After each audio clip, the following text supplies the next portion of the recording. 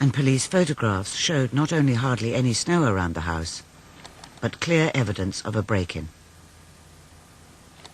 ITV also revealed that the police theory that JonBenet had been killed by a sudden angry blow was also untrue. Forensic evidence shows she had been hit on the head, but only after being immobilized with a stun gun, tortured and garroted. If someone is hit on the head with any force at all, it'll either swell or it will bruise or it will bleed. In the case of JonBenet, there was no swelling, there was no bleeding, there was no bruising. If JonBenet was hit on the head first, there would be some length of time between the time you would even think of staging this crime. Then you would have to go out and you would have to find duct tape, you would have to find cord, and you would have to construct a garrote, and you would have to tie her hands, and you would have to bring her down into the basement. And then you would have to sexually assault your own daughter. If that would have taken all that time to do this, there would have been massive bleeding inside that skull. So it's ludicrous even to think that the head blow came first. The head blow came last, almost at the time of death. Despite this, and despite the grand jury verdict, the Boulder police maintained unrelenting pressure on the parents.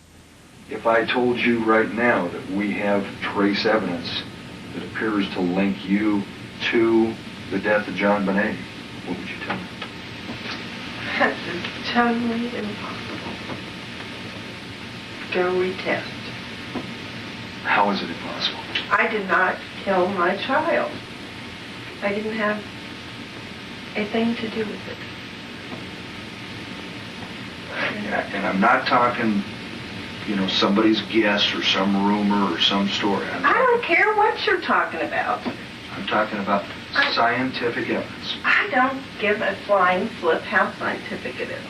Go back to the damn drawing board. I didn't do it. John Ramsey didn't do it, and we didn't have a clue of anybody who did do it. My life has been hell from that day forward.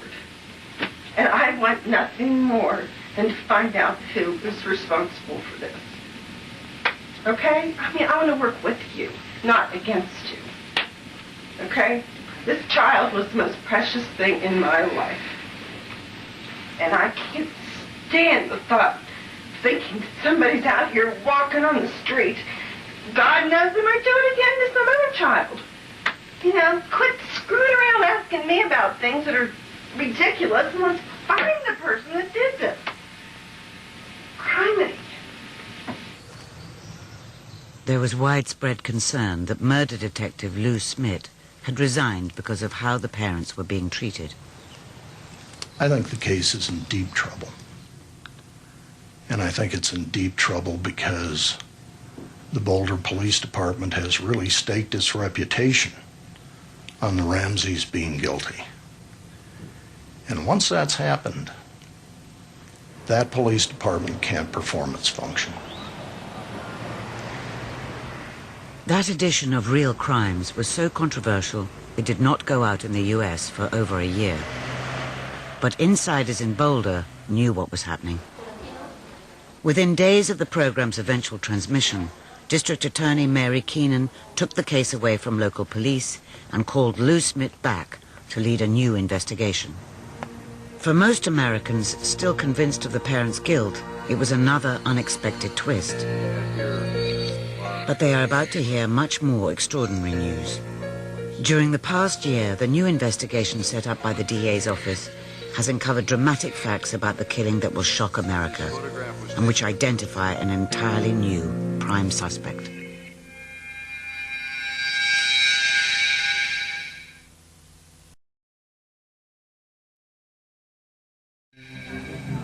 After ITV reported on the Ramsey murder, Lou Smith, the detective who did most to clear the parents, was called back by the Boulder District Attorney to lead a new investigation. Because of this, he is bound by the confidentiality of her office and no longer able to talk to us. But the Boulder DA's office is neither equipped nor funded to carry out major murder investigations, so it has also sought the help of private detectives, once employed by the Ramseys to hunt the killer.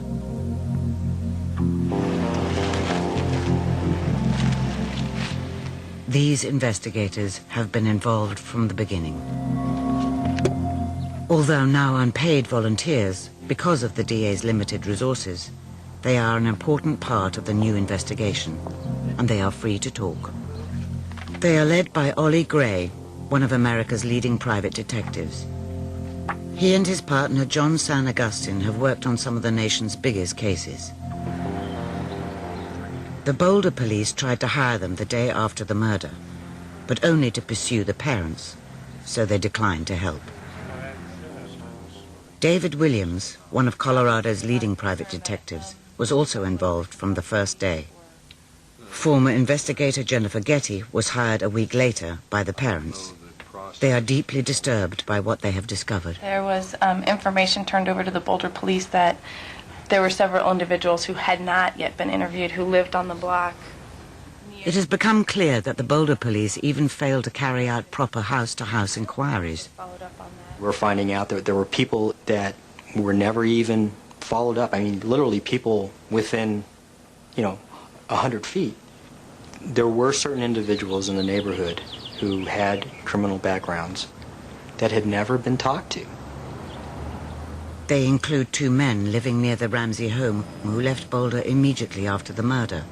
Both have criminal records, yet neither has been interviewed. Two convicted pedophiles who live nearby have also never been eliminated. These detectives have found, too, that the Boulder police dismissed important information if it pointed away from the Ramseys. Even though the report says they should be eliminated. They would either treat it with indifference or they would attempt to discredit it.